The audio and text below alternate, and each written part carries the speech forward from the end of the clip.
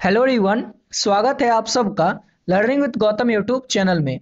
तो आज के इस वीडियो में हम करने वाले हैं क्लास 12th म्यूजिक के यानी कि संगीत के मोस्ट इंपॉर्टेंट लघुत्तरीय प्रश्नोत्तर को, जो कि आपके आने वाले एग्जाम के लिए काफी ज्यादा महत्वपूर्ण प्रश्न रहने वाला है। तो आप लोग वीडियो को अच्छे से ध्यानपूर्वक और लास्ट तक जरूर देखिएगा। तो चलिए शुरू कर लेते हैं पहले क्वेश्चन से।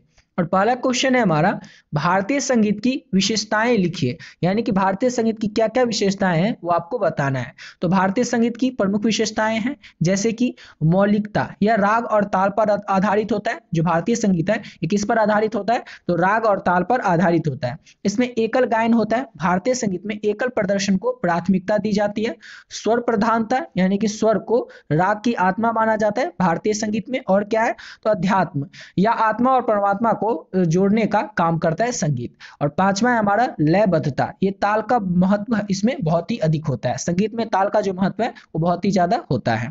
तो इसको आप लोग, अगर ये क्वेश्चन आप लोगों से दीर्घ उत्तरीय में पूछा जाए तो आप लोग को इस तरह से पॉइंट पॉइंट में लिखना है। और यही क्वेश्चन आपसे लघु उत्तरीय में पूछा जाए तो केवल आपको 2 पॉइंट ही लिखना है। ये क्वेश्चन इंपॉर्टेंट है। ये आपसे दीर्घ उत्तरीय में भी पूछा जा सकता है और लघु उत्तरीय में भी पूछा जा सकता है। तो याद रखना, लघु उत्तरीय में केवल 2 पॉइंट लिखना है और दीर्घ उत्तरीय में 5 पॉइंट लिखना है। और क्वेश्चन सिंपल सा है कि भारतीय संगीत की क्या क्या विशेषताएं हैं, क्या क्या खूबी है। तो पहला विशेषता है मौलिकता, दूसरा एकल गायन, तीसरा है स्वर प्रधानता, चौथा है अध्यात्म और पांचवा है लयबद्धता। लयबद्धता में क्या होता है? तो ताल का महत्व यानी कि इंपॉर्टेंस बहुत अधिक होता है। और अध्यात्म में क्या होता है? तो अध्यात्म तो पता ही है कि आत्मा और परमात्मा के जोड़ने का काम करता है कौन? तो संगीत करता है। स्वर प्रधानता, स्वर्ग को, स्वर जो होते हैं, जितने भी स्वर होते हैं संगीत में, इसको राग का आत्मा कहा जाता है। और एकल गायन, तो भारतीय संगीत में एकल प्रदर्शन को प्राथमिकता दी जाती है। और इसका है हमारा मौलिकता। उसके बाद मौलिकता में क्या होता है? तो ये राग और ताल पर आधारित होता है संगीत। तो सिंपल सा है ये 5 पॉइंट, इसको आप लोग अच्छे से याद रखिएगा। कोई भी आप लोग अगर लघु उत्तरीय पूछा जाए तो इसमें से कोई भी आप चुन करके जो भी अच्छे से याद हो जाए 2 पॉइंट ही आप लोग लिख सकते हैं। लेकिन आपको याद रखना है दीर्घ उत्तरीय में 5 पॉइंट ही लिखना पड़ेगा। अब अगला क्वेश्चन करते हैं और नेक्स्ट क्वेश्चन है, राग की परिभाषा दीजिए। यानी कि राग जो है ये क्या होता है? तो राग एक विशेष स्वर समूह है जिसके आरोह और अवरोह के नियम का पालन करते हुए गायन वादन किया जाता है। यह मन के में एक विशेष भाव उत्पन्न करता है। उदाहरण के लिए राग यमन, राग भूपाली, कई प्रकार के राग होते हैं, ये तो आपको पता ही है। तो राग आखिरकार होता क्या है? तो राग के गाने का ना एक विशिष्ट नियम होता है, विशिष्ट नियम होता है। कैसा नियम होता है? तो हर एक राग को आप हर समय नहीं गा सकते। जैसे कि ये राग यमन है, इसके गाने का समय रात्रि का है, लेकिन आप इसे सुबह में नहीं गा सकते। यानी कि हर एक राग के गाने का कुछ ना कुछ समय होता है, समझ गए। और जैसे भूपाली है, इसके भी गाने का कुछ समय होता है। राग भीम पलासी के गाने का समय होता है। तो वही क्वेश्चन का आपको आंसर में लिखना है कि राग जो है एक विशिष्ट स्वर समूह है या फिर विशेष स्वर समूह है जिसके कि आरोह और अवरोह में नियमों का पालन करते हुए गायन वादन किया जाता है। नियम के पालन करते हुए राग में क्या क्या किया जाता है? तो गायन वादन यानी कि गाने का काम या बजाने का काम किया जाता है, समझ गए ना। और राग जो होता है ना, हर एक राग, ऐसा नहीं कि एक राग, जैसे कि राग यमन हुआ, राग भूपाली हुआ, राग केदार हुआ, राग जयवंती हुआ, राग दुर्गा हुआ, तो हर एक राग जो है ना मन में अलग अलग भाव उत्पन्न करते हैं। ये बस याद रखिएगा, समझ गए। अब अगला क्वेश्चन है हमारा, भारतीय संगीत में ताल का क्या महत्व है? तो ताल संगीत का एक अनिवार्य अंग है। यह लय और गति को नियंत्रित करता है। ताल के बिना संगीत जो है यह अधूरा होता है। और भारतीय संगीत में प्रमुख ताल है त्रिताल, झप ताल, एक ताल आदि। यानी कि और भी ताल है, लेकिन आपको 2-3 एग्जांपल के लिए बस बता देना है। सिंपल सा क्वेश्चन था कि भारतीय संगीत में ताल जो होता है इसका क्या महत्व होता है, क्या इंपॉर्टेंस होता है? तो ताल जो है ये संगीत का एक अनिवार्य अंग है और यह लय और गति को ही नियंत्रित करता है। किस चीज को ताल नियंत्रित करता है? तो लय को और गति को नियंत्रित करता है ताल। और ताल के बिना तो संगीत पता ही है कि अधूरा होता है। और जैसे कि आपको कुछ ताल के नाम लिख देना है, कोई भी ताल लिख दीजिएगा, 1-2, झप ताल, त्रिताल, कोई भी लिख सकते हैं, समझ गए ना। और एक और चीज याद रखिएगा, झप ताल में मात्राओं की संख्या कितनी होती है? तो 10 होती है। और एक ताल में मात्राओं की संख्या कितनी होती है? तो 12 होती है। ये आपसे ऑब्जेक्टिव में पूछा जाएगा। अगला क्वेश्चन है, वाद्य संगीत के प्रकारों का वर्णन कीजिए। वाद्य संगीत के कितने प्रकार होते हैं? तो वाद्य संगीत के 3 प्रकार होते हैं। और कौन कौन से होते हैं? तो तंतुवाद, सुशीलवाद, अवनद्धवाद। वाद्य संगीत के प्रकार होते हैं 3, जिसमें कि तंतुवाद के अंतर्गत सितार आता है, सरोद आता है, सुशील जिसको कि मुंह से फूंक कर बजाया जाता है। तंतुवाद के अंतर्गत वैसे वाद आते हैं जिसमें कि सितार जैसे कि हो गया, सरोद हो गया, और सुशील मतलब जैसे कि बांसुरी, शहनाई, जिसमें कि जो भी वाद्य यंत्र जिसको कि हम फूंक करके बजाते हैं वो वाद्य यंत्र आते हैं सुशील वाद्य यंत्र के अंतर्गत। अवनद्ध वाद्य यंत्र के अंतर्गत आता है तबला, मृदंग, ये सब आते हैं अवनद्ध वाद्य यंत्र के अंतर्गत। तो वाद्य संगीत के प्रकारों का वर्णन कीजिए। तो वाद्य संगीत के 3 प्रकार हैं, जो कि है तंतु, सुशील और अवनद्ध। अगला क्वेश्चन है हमारा, राग यमन की विशेषताएं लिखिए। अब राग यमन की विशेषताएं क्या क्या हैं? तो राग यमन की विशेषताएं, पहला तो आपको इसमें सिंपल सा लिखना पड़ेगा आपको, ठाठ, जाति, स्वर, ये सब आप लिख सकते हैं। चाहे तो अगर 5 नंबर में ये क्वेश्चन पूछा जाए तो इसमें आरोह अवरोह भी लिख दीजिएगा, लेकिन ये क्वेश्चन आपसे 2 नंबर में भी पूछा जाएगा, लघुत्तरीय में भी, तो उसमें आपको 3 से 4 पॉइंट ही बस लिखना है। तो पहला तो राग यमन का विशेषता लिख देना है कि इसका ठाठ कल्याण होता है और इसकी जाति संपूर्ण संपूर्ण होती है। इसका जो स्वर होता है वो सभी स्वर शुद्ध होता है और म और नी जो इसका होता है वो तीव्र लगता है। इसका जो वाद्य स्वर होता है राग यमन का वो ग और नी होता है, और इसका समय जो है राग यमन के गाने और बजाने का वो रात्रि का पहला पहर है, यानी कि प्रथम पहर है। तो ये हो गई आपकी राग यमन की विशेषताएं, इस तरह से आपको याद रखना है। अगला क्वेश्चन है, स्वर कितने प्रकार के होते हैं? तो स्वर 2 प्रकार के होते हैं, शुद्ध स्वर और विकृत स्वर। शुद्ध स्वर जिसके अंतर्गत सारे ग म प ध नि आते हैं, और विकृत स्वर जिसके अंतर्गत कोमल और तीव्र स्वर रे ग म ध नि आते हैं। इसको आपको याद अच्छे से रखना है। इस स्वर कितने प्रकार के होते हैं तो याद रखिएगा, ऑब्जेक्टिव क्वेश्चन के लिए भी 2 प्रकार के होते हैं, शुद्ध स्वर और विकृत स्वर। इसको अच्छे से याद रखिएगा। अगला क्वेश्चन करने से पहले आपको बता दें कि अगर अभी तक आप लोग म्यूजिक के इंपॉर्टेंट गेस क्वेश्चन का पीडीएफ नहीं लिए तो किस तरह से आप लोग इस पीडीएफ को ले सकते हैं। ऑलरेडी बहुत सारे बच्चे जो हैं पहले से इस पीडीएफ को ले चुके हैं और अपने एग्जाम की तैयारी बहुत ही बढ़िया तरीके से कर रहे हैं। तो जो भी बच्चे पहले से इस पीडीएफ को ले लिए वे लोग क्या कीजिएगा, वीडियो को थोड़ा स्किप करके अगले क्वेश्चन से आप लोग देख लीजिएगा, 7वें क्वेश्चन से। जो लोग बचे हुए हैं अभी तक इस पीडीएफ को नहीं लिए उनको बता दें कि इसमें आपको क्या क्या मिलेगा और किस तरह से आप लोगों को इस पीडीएफ को लेना है।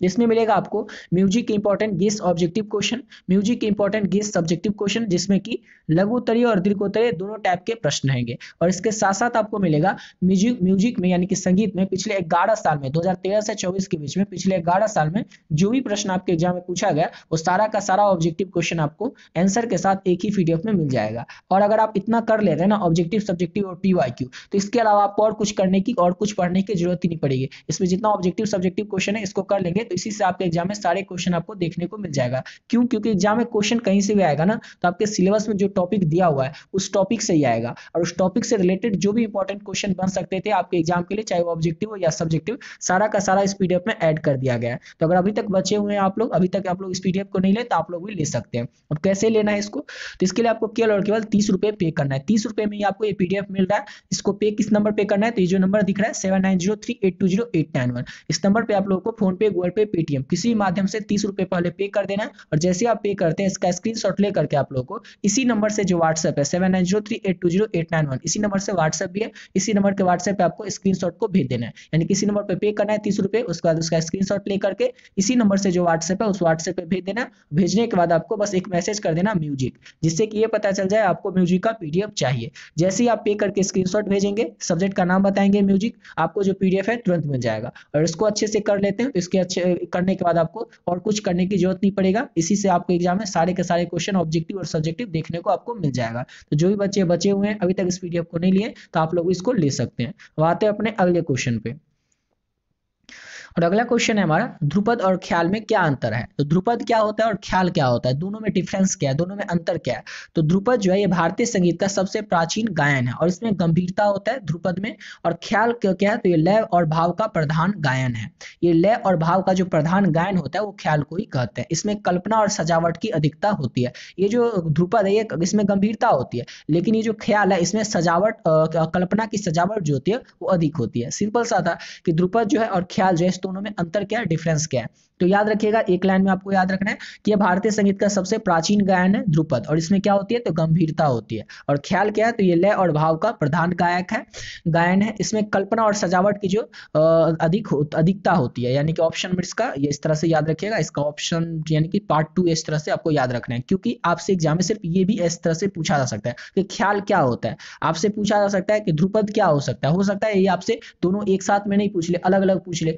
ख्याल क्या होता है आपको बताना है। ख्याल क्या किसे कहते हैं, जो कि 2 नंबर में लघुत्तरीय में आपसे पूछा जा सकता है। तो आपको इसको अलग अलग पार्ट में भी आप लोग याद रखिएगा, मतलब दोनों याद तो रखना है लेकिन इस तरह से याद रखना है कि आप चाहें तो अलग अलग कभी इसको बना करके लिख सके। और अलग अलग लिखने में क्या होगा, आपको 3 लाइन लिखना पड़ेगा। जैसे कि अगर ये क्वेश्चन अगर आपसे 2 नंबर में पूछा जाए तो आपको इतना तो नहीं लिखना पड़ेगा, इसमें और भी और कुछ ऐड करना पड़ेगा। तो कैसे उसको ऐड करेंगे, जैसे अगर आपसे पूछ ले ख्याल क्या होता है, तो याद रखिएगा कि ख्याल जो है लय और भाव का एक प्रधान गायक होता है।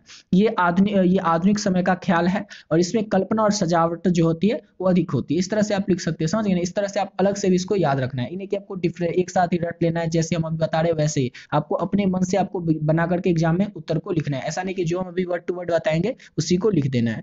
अगला क्वेश्चन है, संगीत के प्रमुख ग्रंथों के नाम लिखिए। संगीत के प्रमुख ग्रंथ कौन से हैं वो आपको बताना है, तो 2-3 का बस आपको नाम याद रखना है। जैसे कि नाट्यशास्त्र जिसके लेखक है भरत मुनि, और ये 3 फिक्स है कि तीनों ऑब्जेक्टिव में पूछा ही जाएगा। अगर ये 3 पॉइंट अगर अभी आप याद रखेंगे ना तो आपके 3 नंबर पक्के हो जाएंगे। 5 नंबर भी हो सकता है अगर लघुत्तरीय में पूछ ले तो, नहीं तो आपके 3 नंबर तो पक्के ही हो जाएंगे। कैसे तो अभी बताते हैं। जैसे कि याद रखना है, नाट्यशास्त्र के लेखक भरत मुनि, संगीत रत्नाकर के लेखक शारंगदेव, संगीत पारिजात के लेखक अहोबल। ये फिक्स है कि आपसे ऑब्जेक्टिव में पूछा ही जाएगा। आपसे पूछ सकता है एग्जाम में कि संगीत रत्नाकर के लेखक कौन है, तो याद रखिएगा शारंगदेव, नाट्यशास्त्र के लेखक तो भरत मुनि और संगीत पारिजात के लेखक तो पंडित अहोबल। अगला क्वेश्चन है, त्रिताल का वर्णन कीजिए। अब त्रिताल के बारे में आपको बताना है। तो त्रिताल में 16 मात्राएं होती हैं, 4 विभाग होते हैं और इसका सम जो है वो 1 होता है जिसमें कि धा होता है, खाली इसकी 9वीं मात्रा पर होती है और इसका जो बोल है वो है धा धी धी धा ता धी धी धा ता। ये जो है इसके बोल होते हैं त्रिताल के, तो इसको अच्छे से याद रखिएगा। इसमें आपसे मात्रा पूछ सकता है ऑब्जेक्टिव में भी और खाली भी पूछ सकता है, समझ गए ना, तो याद रखना है आपको। अगला क्वेश्चन है हमारा, ठाठ क्या होता है। तो ठाठ जो है भारतीय संगीत में स्वर व्यवस्था का एक ढांचा होता है। यह रागों को वर्गीकृत यानी कि बांटने के बांटने के करने का आधार है। और उदाहरण के लिए बिलावल, खमाज, ये सब क्या है, तो ठाठ है। समझ गए ना, सिंपल सा था कि ठाठ क्या होता है। तो ठाठ जो है भारतीय संगीत में स्वर व्यवस्था का एक ढांचा होता है। क्या होता है, तो ठाठ जो है भारतीय संगीत में स्वर व्यवस्था का एक ढांचा होता है। यह रागों को वर्गीकृत यानी कि बांटने के आधार है, जिसमें कि उदाहरण के लिए आप याद रखिएगा बिलावल, खमाज और भैरवी, ये सब ठाठ के नाम। समझ गए। इसी के साथ वीडियो पे कंप्लीट करते हैं। आशा करता हूँ आप लोग को वीडियो अच्छा लगा होगा। मिलते हैं नेक्स्ट वीडियो में नए वीडियो के साथ।